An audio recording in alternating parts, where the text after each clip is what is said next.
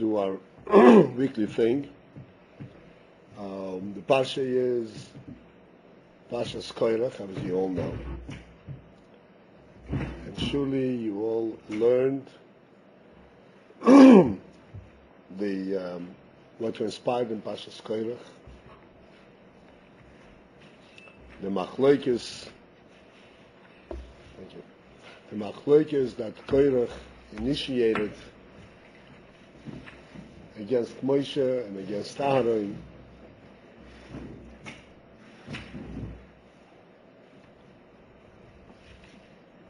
And amazingly enough, he was very successful. He was able to garner up many people and many influential people to join him. And then afterwards, the only way to stop him, what happened was, as you know, that the earth split open and they all were swallowed up.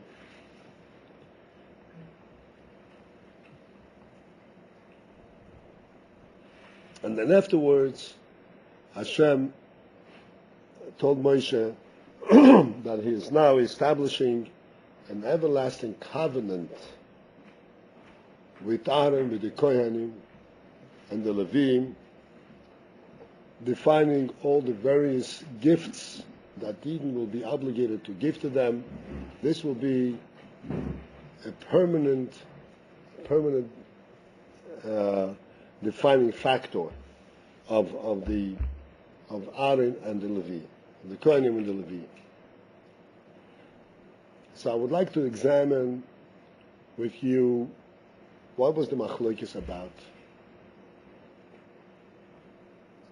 and what was Moshe's retort, what Moshe's answer to him, and what was ultimately proven through the various things that happened, including something that you didn't learn yet, maybe you learned it previously, about the sticks.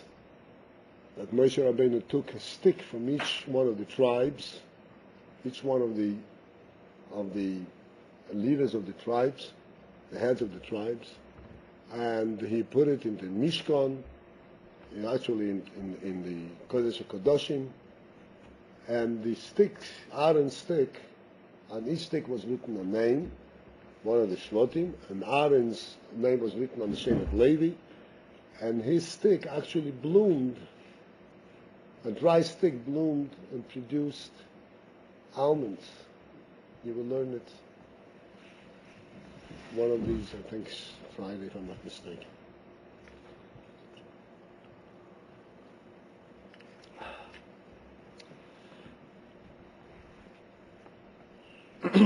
The Machlokes, basically, there are many facets, many phases to it, many aspects to it. Basically, Korach made a phenomenal error.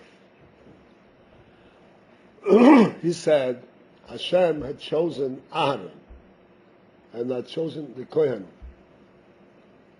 and selected them out of the Jewish people and put them in a certain position that no one else can achieve. Only a Kohen can be a Kohen. And only one Kohen Gadol can be a Kohen Gadol, and that's it. And he said, what's all this about? Aaron is a very great man, but so are many of us. And essentially he expressed it in very simple terms, which he learned right in the beginning. Kol ho'edo kulam kedoshim, the entire congregation are all holy. U'besoichem Hashem, within them is Hashem, which means, in fact, as Rashi says, we all stood at Har Sinai, we all together received the Torah, and U'besoichem Hashem is actually further an allusion to what it says when Hashem said to Moshe, you should build an ark. It says,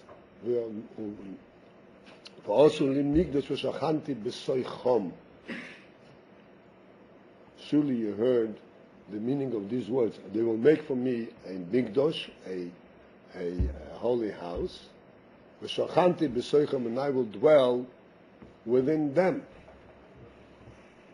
And there is an emphasis on the word besoichom, not besoichoiv, because normally, grammatically, should have said they will build a house, and I will dwell in it, in the house.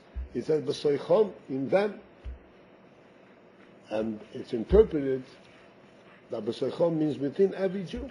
Within every Yid there is a godly spot, and Hashem dwells there.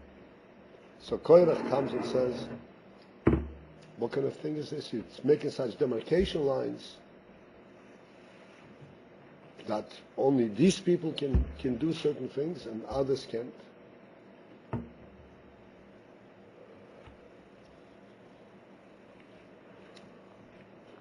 They're no different than anybody else.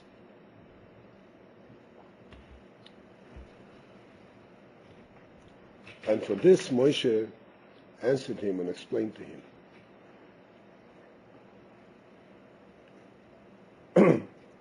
He said, Hashem made day and night.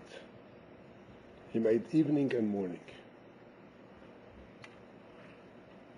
He divided between day and night. Can anyone come and change that demarcation line between day and night? Impossible. So too, no one will be able to change this selection, this demarcation line between Aaron and the Kohanim and everybody else.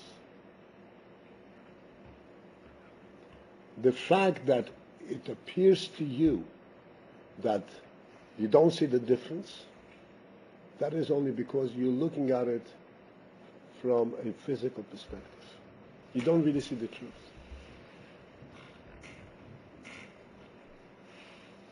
In day and night, you see physically that day and night are separate. Right? Light and dark. But this fact that they are separate physically, this is not what separates them.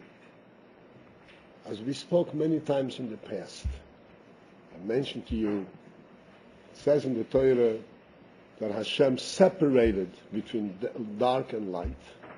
In the first day of creation, He separated between dark and light. And He named the light time, He named day, and dark time He named Laila, Yom and Laila. He gave it a name. This separation between light and dark, and between day and night, this is not created by the fact that by day the sun rises and by night the sun sets.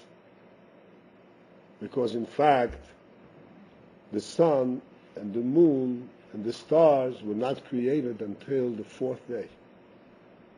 They weren't created in the beginning, in the first day.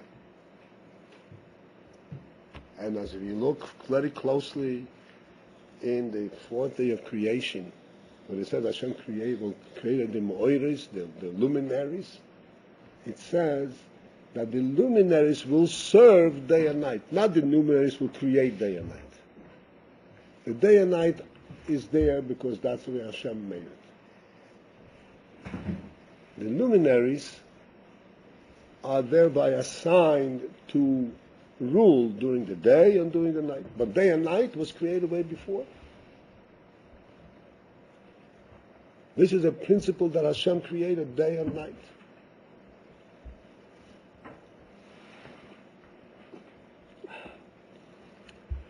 I've spoken about this in the past.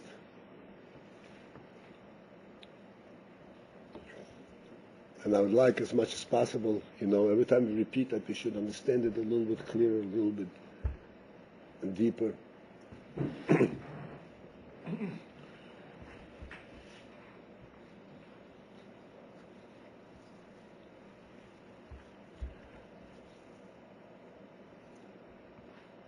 we have daytime, where the sun is shining.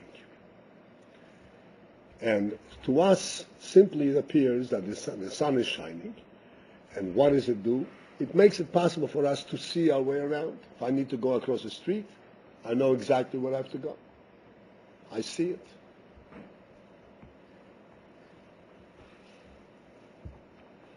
But then, would you then say that if you have a street light that shows you how to go across, that makes it day?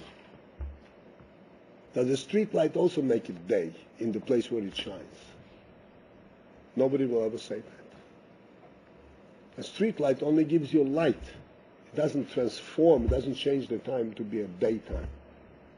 Day is an entity unto itself. It's not merely that it's light.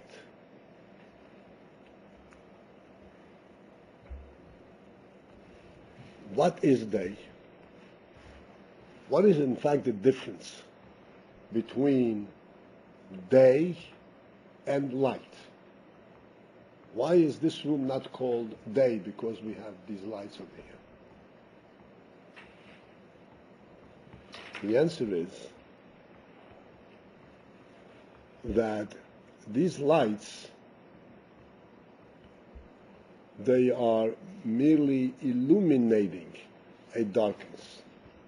That you bring light and you make the darkness lit up, which means that essentially it's still dark, except you could see your way around because you have a light. But you didn't change from darkness to light. You just illuminated it. It's still essentially by itself it's dark and it remains dark, but you made a fire so that you could see by it. Day is a completely different concept. Day means that the whole darkness as such has been eliminated. It doesn't exist. By day, our perception is we only know that the day will end and night will come because we know how it is, how the cycle is. And we know the calendar, we know the time of day when it's going to dark. But during the experience of day, we can't even imagine that it's going to be dark. Because it's day through and through. It's light through and through. It is not a light that simply illuminates a darkness, makes us able to see. The fact that we're able to see is really a secondary effect. The primary union is that the whole concept of darkness has been removed. This is day.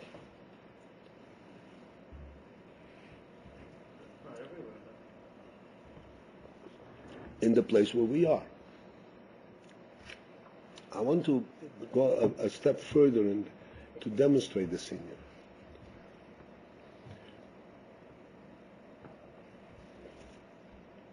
We can light a candle, and the candle will shed light all around itself.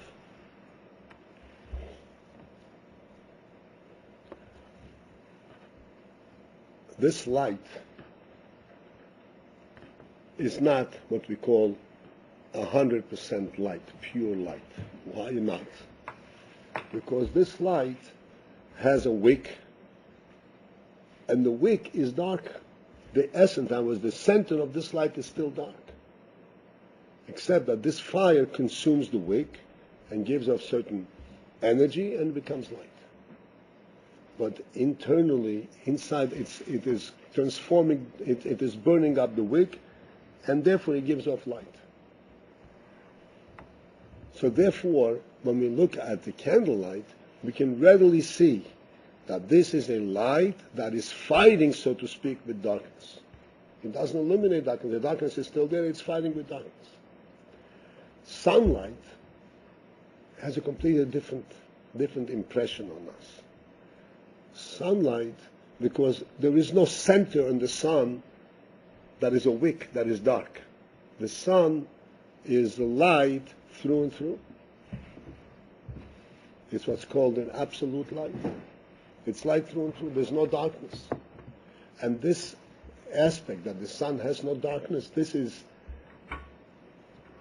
projected into the world so that during the time that we have daytime, we have day, not light. That's why that Hashem said he called light day. What is the difference? Day is the functional aspect of light. Light is the functional aspect. I could see. Day is not just a functional. Day is defining an essence. Day means that the whole concept of darkness does not exist. This type, okay, do I have you with me? Understand the point? This type of demarcation, this type of separation, what's called an absolute separation, this is not a physical, a worldly, and natural phenomenon. This exists because Hashem had so decreed. In other words, when Moshe Rabbeinu says to Korach, Boiker, I'm sure you learned the Rashi. Boiker, in the morning, Hashem will prove to you. So Rashi says, why is he mentioning in the morning? Because he says to him, what you are trying what you are arguing against, what you are trying to break, is similar to trying to break the demarcation line, the separation between day and night. But day and night is different. Day and night are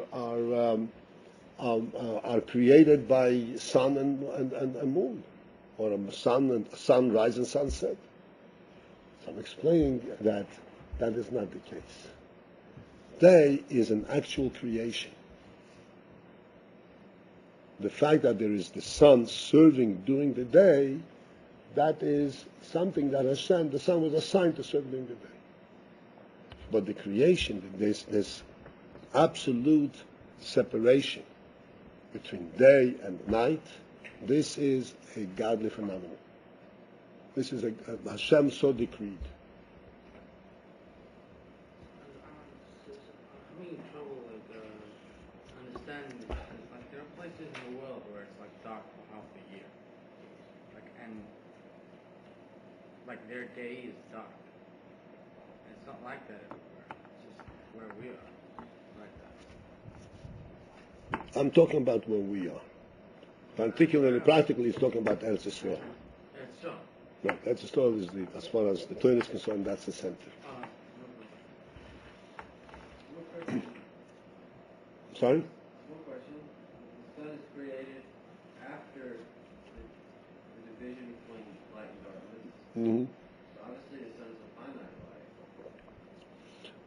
the sun is a finite light. The sun is a finite light in the sense that it is a physical light. Anything physical has to be finite. There's no difference between the sun and the candle. There is a primary difference.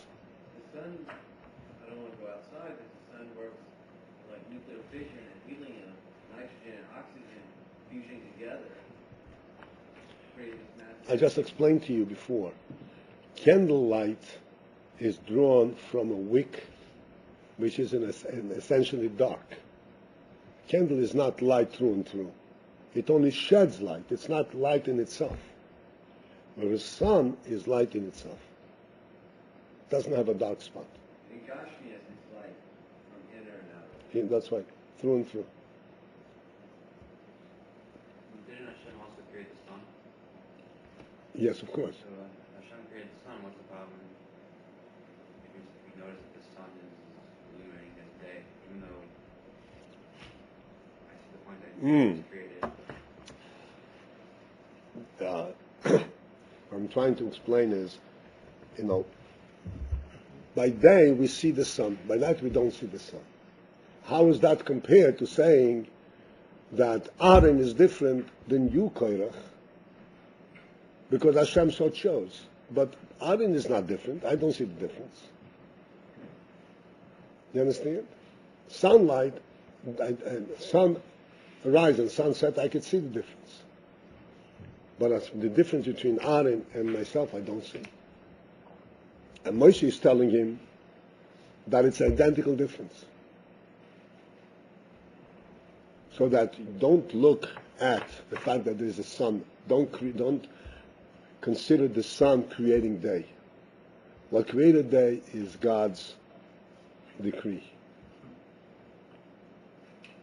And just as God created day by decree, God created Aaron by decree. And this is final. It cannot change, just like you can't change day. Even if there was no sun, it wouldn't matter. It was He still, made a decision that that's it. That's it. Finished. That's like we pointed out, that the first day of creation, before the sun was created, there's day and night. Clear as day.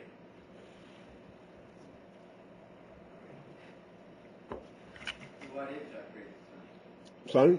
Why did Hashem create the sun? Hashem created the sun to serve during the day. That's what it says in the Pasuk. It's not necessary. Well, we'll ask Hashem why was necessary. Because I'm saying there still would have been day and night without God. That's right. But it wouldn't have been, there's a, manifestation of day and night and so forth.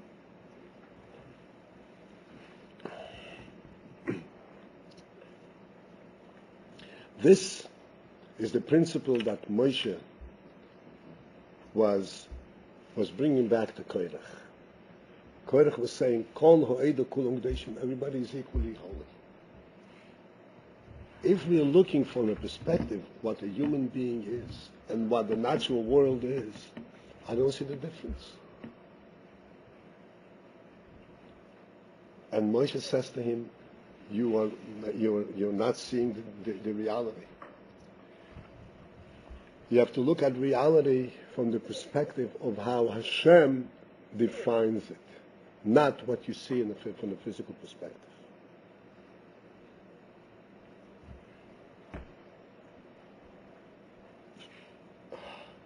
This translates and manifests itself in many aspects of the world. Just to mention one that I mentioned many times, because this brings it back clear, that one time the Rebbe was asked about the possibility of a nuclear war, atom.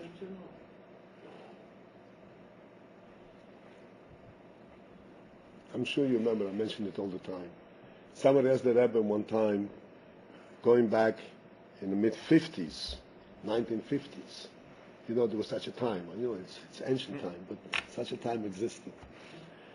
And during that time, there was this competition, the nuclear race between America and the Soviet Union and the Russians.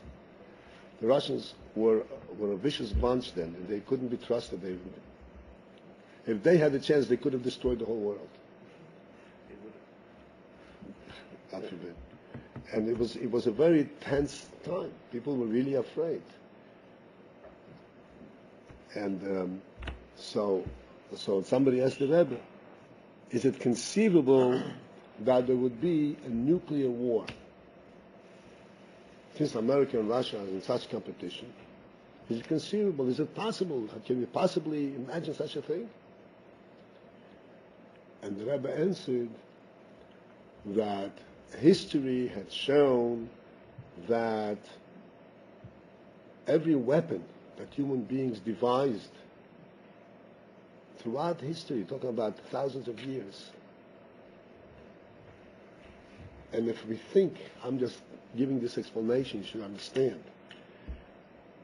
There was a time that people fought with slingshots. You know what a slingshot is? Slingshot. Haragatke. And then there were times that people fought with swords.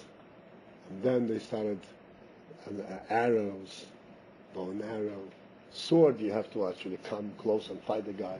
An arrow, you can shoot from a distance. But compare that for a bomb coming down from an airplane. A regular, a small bomb, not nuclear, conventional bomb. That's mind-boggling. It shakes the whole world upside down. It's not fighting, it's just down a fire from the heaven.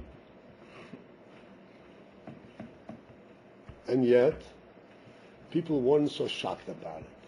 People accepted it, and they said, okay, I can throw a bomb down from the airplane. That's what I'm going to do.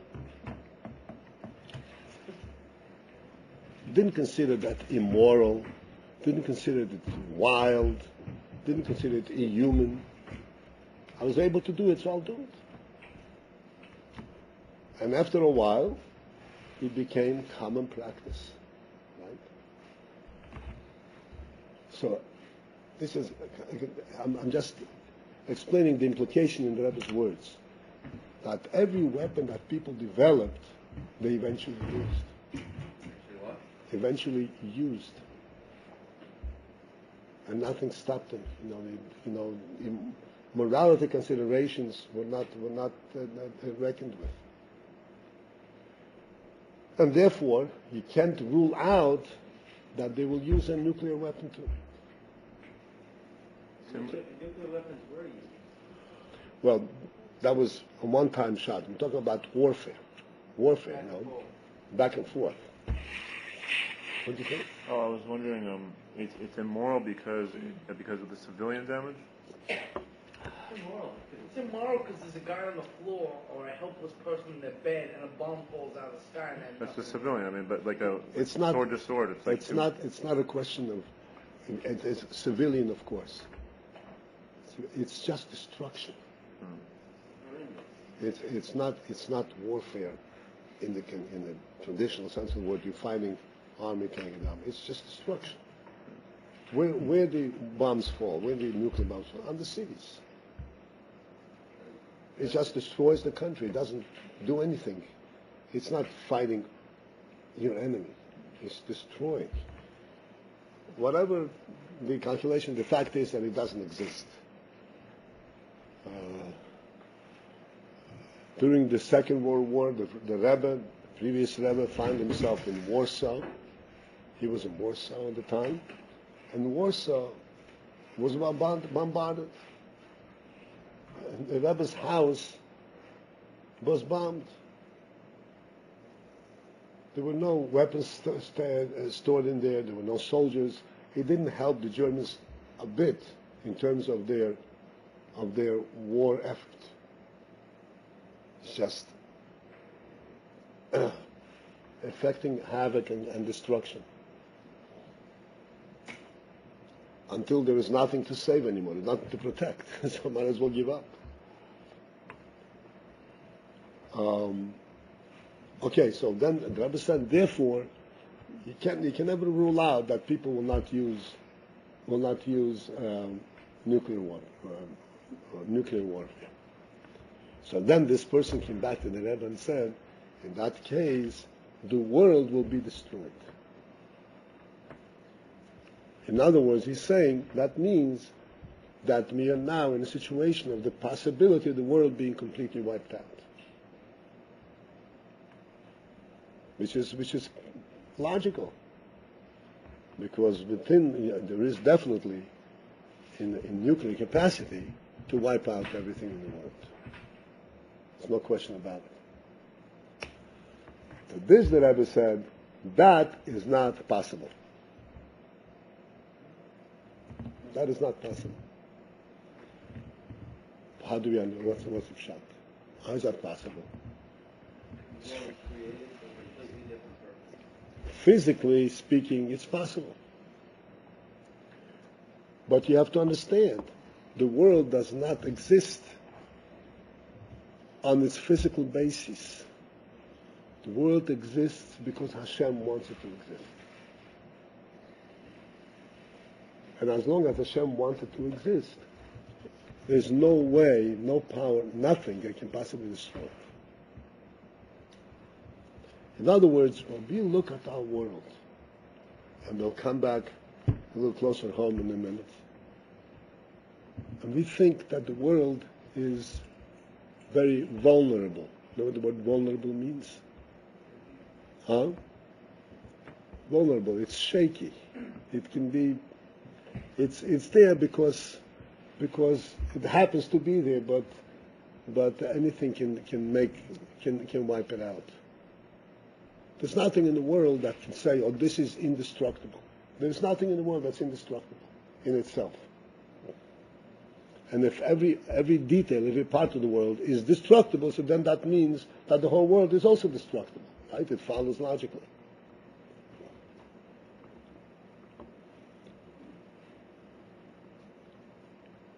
That is only because we see the world from a physical perspective, and we think that what is the world? It's physical structure. But that is not the case at all. The world is its spiritual presence. It's God's will. It's the neshama in the world that keeps the world alive. It keeps it going. And nothing can possibly destroy it. This is the same, this is evenly as true. And there we could see it more readily by us and every individual human being. Every human being, he's got a body, and the body is vulnerable. Anything can happen to the body. It can hurt, it can get hurt, it can get damaged, chas v'sholom. All kinds of different things can happen. What is the real force? What is the real power that keeps a person alive? It's not his body. It's the soul that's in this body that keeps it alive and well. Like we always point out, that when a person gets a cut on his finger,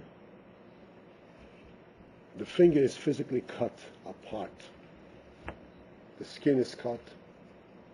It's separate. Physically, it's separate. You put a Band-Aid on it, forget about it for 2 days, you open it up, and there's no trace of the cut. What happened to it? So we say it healed. Right? It healed. Why did it heal? Surely there's a process of the healing process. There's the molecules and so forth. But really, what caused it to heal in such a perfect way? The answer is that the neshama was not cut. The finger, the physical finger that holds the neshama was cut. The neshama that's in the finger was not cut. That's the real finger. That's a real person. Sorry? No, they have a soul too, sure. Not they have whatever, a human soul.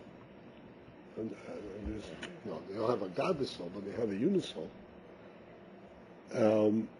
This is what is the human being. We fail, we miss the point, and we lose sight of the reality. When we look at a person, we think we look at his body, we're not. It's the soul that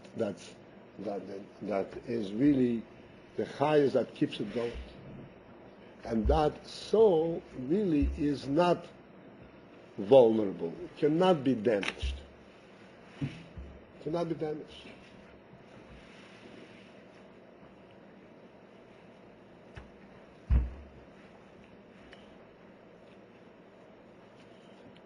So this was the big dispute over here between Moshe and Korach.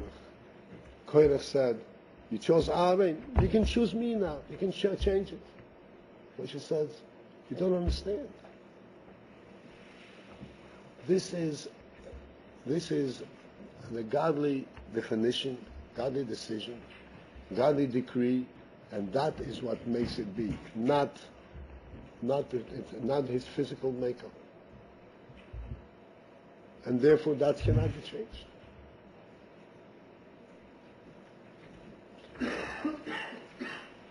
Further down, as I mentioned, you probably didn't learn this maybe last year.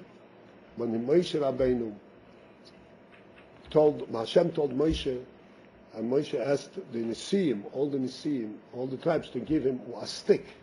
It was a simple, dry stick. It was called a walking stick. A stick that has no sap in it, no life anymore. If you plant it in the ground, it's not going to grow. And each one of them gave a stick, and they wrote their names on it. And Aaron's name was written on one of the sticks, and Shevet Levi. These sticks Moshe Rabbeinu placed in the Mishkan, in the Kodesh Kodashim. The next morning, when Moshe came in there, he saw that Aaron's stick had flowered and had bloomed and had produced almonds. That's what he says in the Torah. Almonds. Shkeda. Oh, yeah.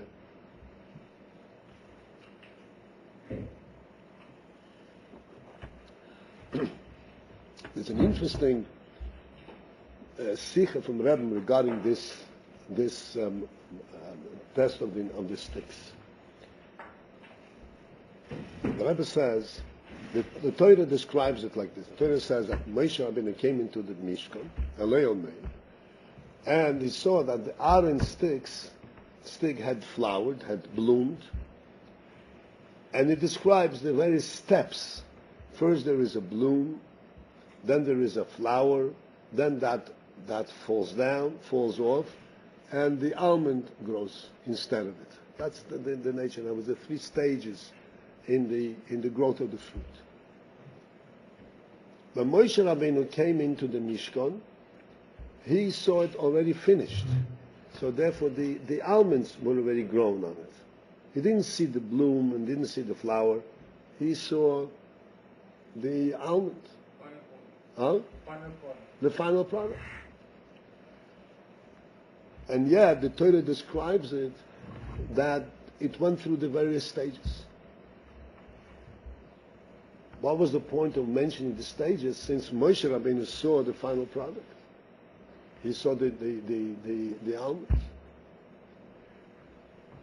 So the Rebbe explains that what actually happened, physically speaking, was that Moshe Rabbeinu saw on the floor, on the ground, he saw the blooms that fell down. And the almonds came in its place. Or the flowers that fell down and the almonds came in its place. So the question is, what was the purpose in the nest to create the flower and then the almond? Let the almond come right away. The whole thing is a nest. So you have to go through the stages. This is called the natural stages of almond growth. This whole thing is not natural. So what's the point of making it go through this, showing that it went through the stages? And the explanation that the Rebbe gives is this. He says like this, that it is true that the whole Inyan that Aaron became Kohen Gadol is exclusively because Hashem said so. There's nothing in Aaron, nothing in his persona, so to speak, that says that he is a Kohen, is different than anybody else. Korach could have been chosen for that matter. But Hashem chose Aaron. But you should know that once Hashem chose Aaron, that choice, that spirit, permeates Aaron through and through, and it becomes a natural phenomenon, not just a higher spiritual phenomenon. It becomes true naturally, so that Aaron now is naturally a Kohen. Just like these almonds, they were grown by miracle. But when the miracle came, it went through the natural stages in order to produce these almonds. In other words, this nest, the miracle, had actually affected nature itself, and it went through a natural process, natural order.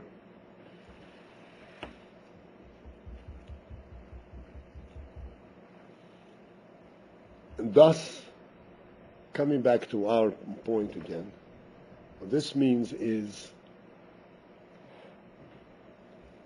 that even though, as I mentioned before, there is a neshama in every person, and the person actually lives and is sustained by his neshama, not by his guf. The neshama is what gives him life. And what rejuvenates him every day, all the time, becomes fresh, is new. It's not the guf.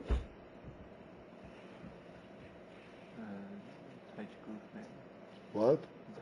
Translate guf? Body. It's not the body. And translate neshama? Then I think probably in Tanya's it's fine. Tanya says guf. Couldn't hurt. No. Didn't hurt? No? So I had harder? Doesn't hurt.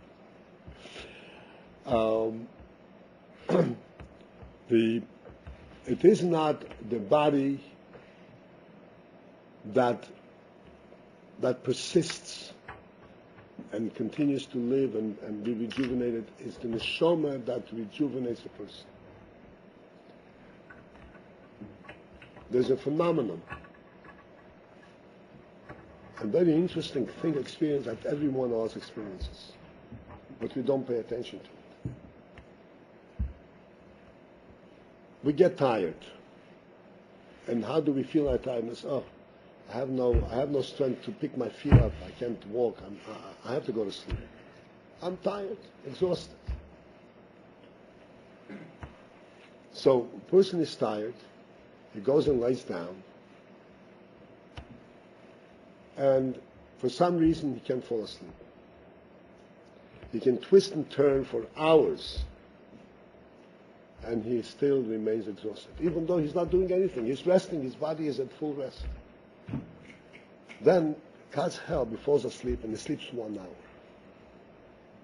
He sleeps 1 hour, and he feels, I'm refreshed. I'm a different person. I'll tell you something. You're talking about an hour. People who are on the fly, who are busy, I myself, sometimes I have 5 minutes to lay down. Lay down for 5 minutes, and they have a deep rest, like a sleep, 1 minute, and the person is rejuvenated. It's a new person. And you can rest for hours and not get that refreshness as when you sleep for 5 minutes. Was it? I was just thinking, that's why we have that chair right after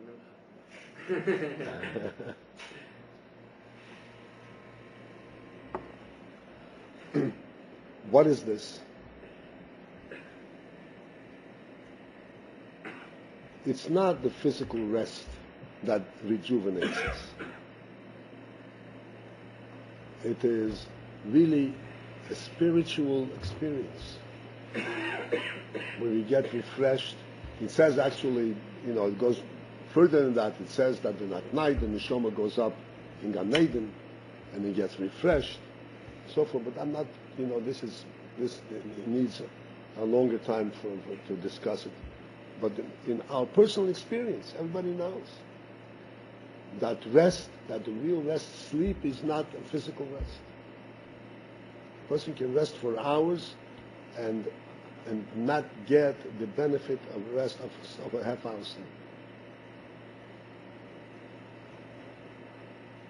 Because it's a neshama. But then, how does a neshama function? The neshama does not function independently of the guf. It functions through the guf, through the body, and it affects everything in the body. The same thing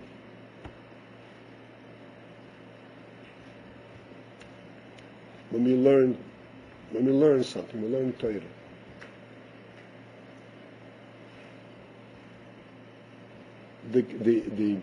The concept itself and the ability to understand what we are learning is a neshama, a soul quality. Intelligence is part of the soul, not part of the body. We're able to understand because we have a soul. For those of us who have the other class know, we discussed it. This is, intelligence is something which reflects the very essence of a person's soul. Yet, how does the soul function? How do we understand? We understand only when the soul is in the body. And only that which the body can relate to. So therefore that means that this spiritual power relates to the physical, and this is how we actually learn. It is the physical is like the keli, is like the vessel that contains the spiritual.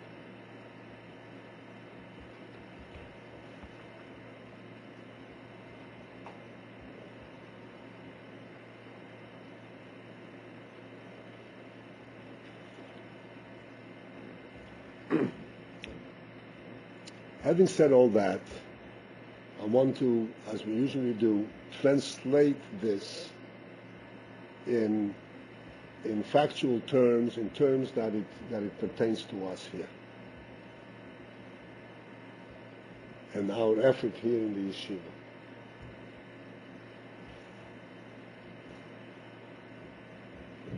I've always mentioned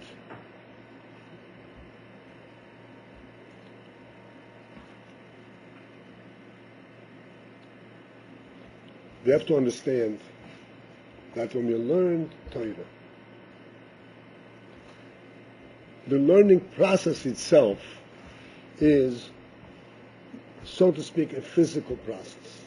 I'm learning this, and I learn the translation of these words, and then I learn the meaning of the phrase, then I learn the message of the phrase, what does it say, what is the idea.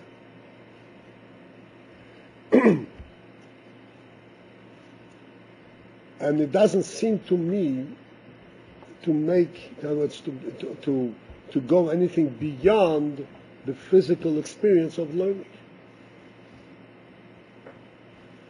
The truth, however, is a completely different thing what's happening.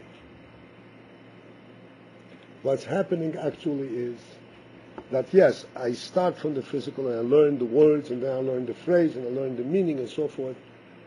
But at some point in time, it hits me personally. I have a personal understanding of that which I learned.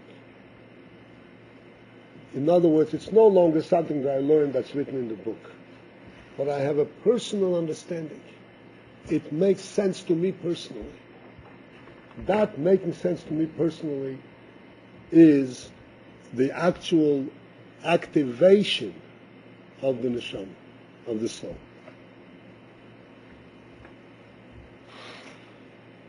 This is touching, so to speak, the core, the essence of the person, saying, yes, it really makes sense. This activation, this touching of the soul, this brings the soul out from its hiding place and brings life into the person.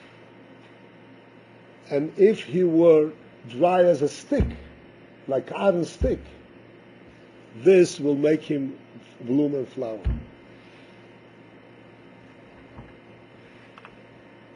Because it's the soul that makes him bloom.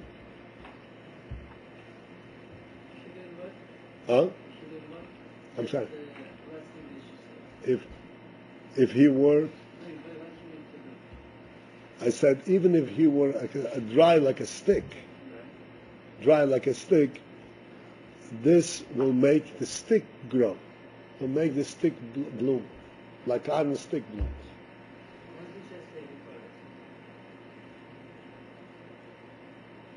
I said that when we learn Torah, and eventually something touches us, something hits us, oh, I understand this.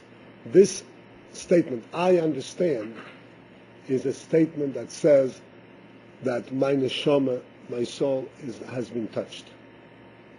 that brings out the neshama, brings life into the person. He begins to see things from a higher perspective than what you see from a physical, just from a dry stick perspective.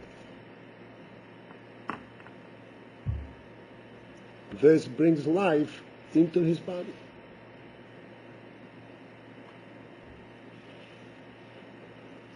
This experience is the most important experience that we can have here. Like I mention all the time, to learn how to put on tefillin, it takes about a half hour.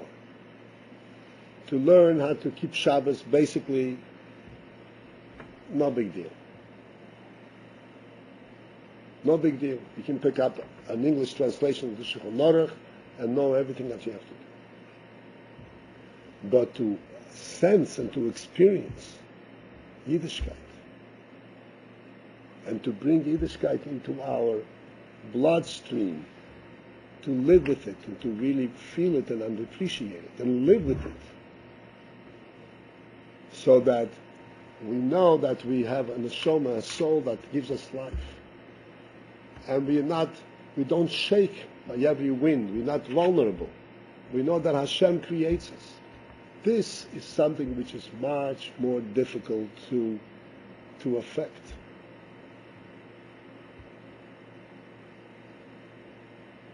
For this we have to learn. For this we have to absorb and work hard. Like the mashal, the famous mashal, which I'm sure you all heard, the famous mashal of the Alter Rebbe that the Alter Rebbe gave regarding Hasidus. Alter Rebbe what? The Alter Rebbe gave a mashal to justifying teaching Hasidus. Are you familiar with that? No. The Pinchas Koritzer. I'll tell you this little bit. It's a short story. This happened in Mezrich. Mezrich was the city where the Mezritcher Magid lived, and the Alter Rebbe was a Talmud with Mezritcher Magid. Excuse me? A student of the Mezritcher Magid. The whole phenomenon of teaching Hasidus, which started from the Baal Shem Tov, was always, so to speak, debated. Some said you should teach a lot. Some said because Chassidus is a hidden, is the soul of Torah, and that has to be kept secret, to be kept hidden. It should be taught only in certain circumstances and certain people. The Baal Shem Tov came and he said, no, we can teach everybody, but still it has to be done in a certain special way. The Mezritcher Magid, who came after the Baal Shem, who took over the leadership of the Baal Shem, he started disseminating and teaching Hasidus in a more open way than even the Baal Shem Tov did.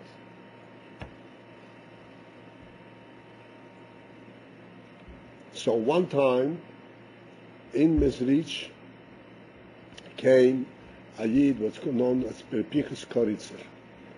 Pinchas was a contemporary, was a chaver of the Mezritcher Magid. He was by the Baal Shem Tov. He was not a Talmud from Mezritcher Magid, he was a contemporary Mezritcher Magid. And he was walking through the street, and he saw a piece of paper. He picked it up, and on this piece of paper was written a part of a maimer. A part of a maimer. In other words, it was written down, and it flew away with the wind. And he was shaken. He was very upset that Chassidus is being disseminated in such a way that he can have a piece of paper flying in the street. And he was what's called makvid. Makvid means he was very upset, and he was sort of angry at the Mezritcher Magid for doing this. The Alter Rebbe was standing right there, and he noticed the whole thing. The Alter Rebbe was the youngest of the Mezritcher Magid's Talmidim, students. He was the youngest of the students. But the Alter Rebbe was the Alter Rebbe. He stood right there. You know the Alter Rebbe, right? He stood right there and he noticed the whole thing and he saw how the Pinchas was so upset. So he said to him, a king had a prince, a crown prince. A crown prince means this is the prince who is going to take over the kingdom after the king goes away. The crown prince became ill, became sick. And all the doctors in the entire kingdom were called to cure the crown prince.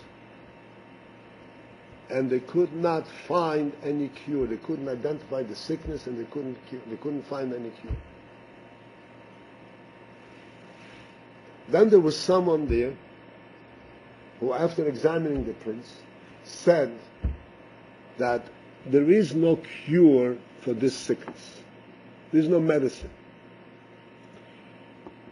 There is something that can be done in a different way. Not a medicine. Something that's called a sgula. A sgula means that something that can make a change, so to speak, a fundamental change, effect on the prince so that he will become healthy, almost like holistic medicine. A fundamental approach, a different type of approach. But in order to do that, we need a certain special precious stone. If you find this precious stone and you grind it down to a powder, mix it with water, and you let the crown prince drink from that water, this may help him. This may revive him.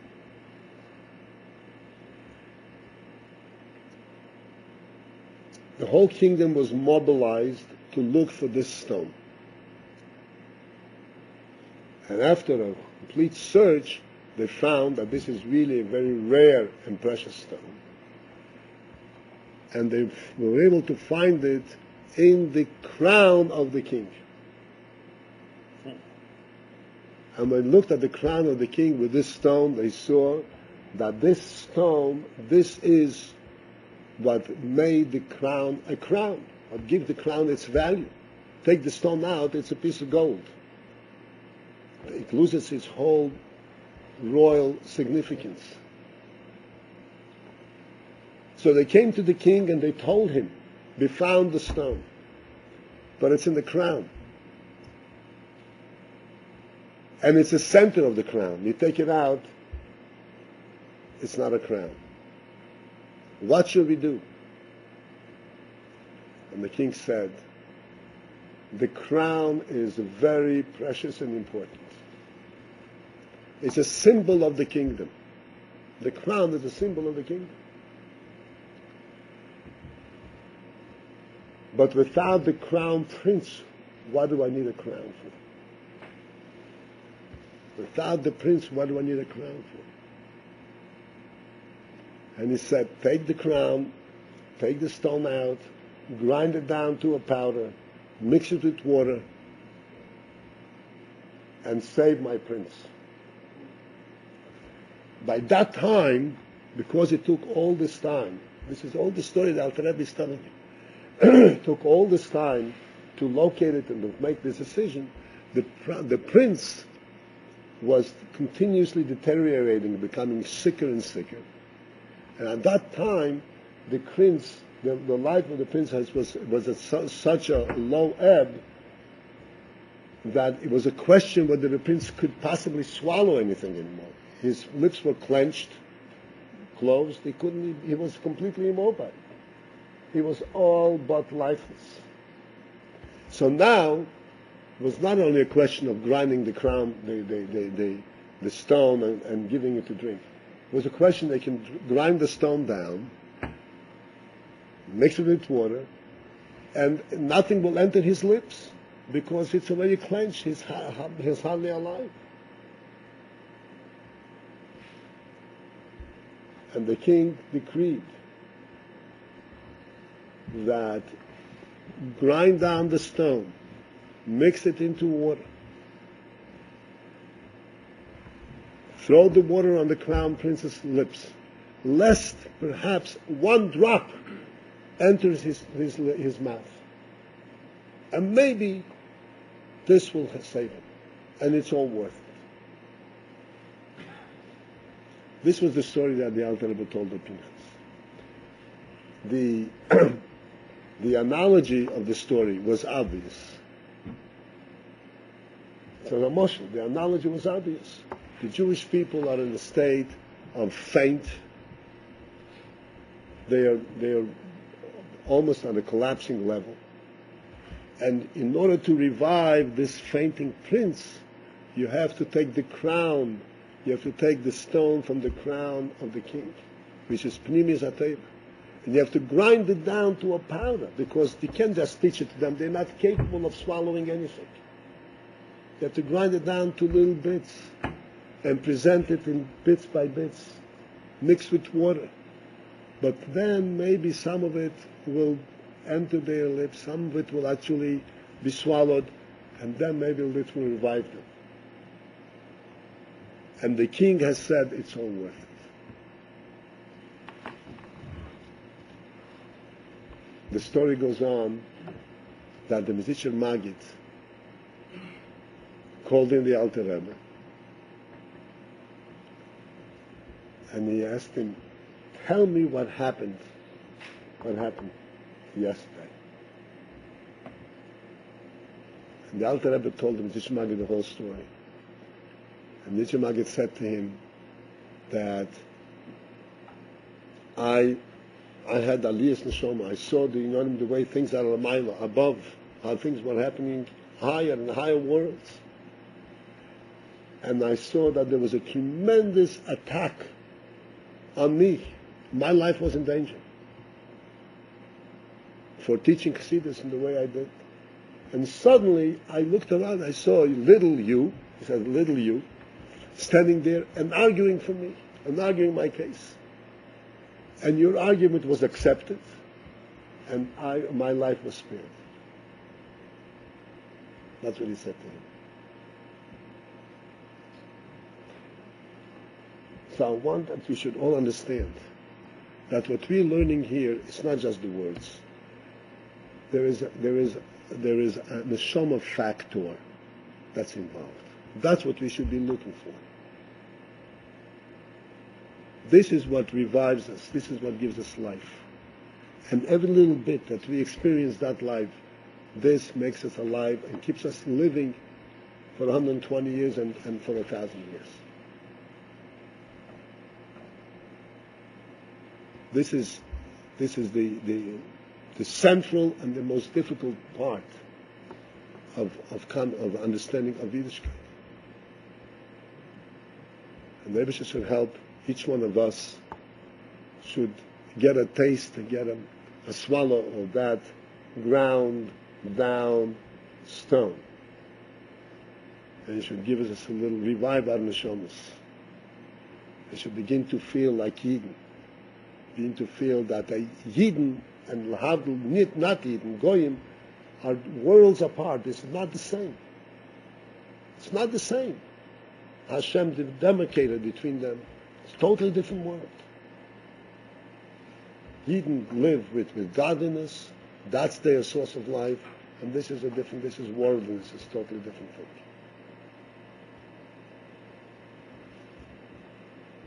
And this will be a source of blessing for each one of us here, the Gashmius and the Ruchnius.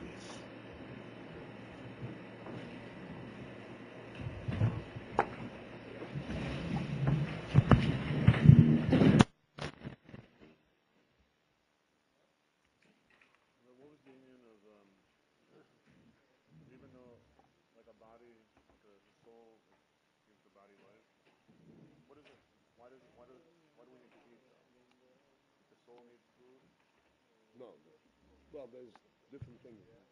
Because the body, just like a candle, burns down the wick, you have to replenish the wick. But the highest, that's replenish the body. But the highest is not from the food.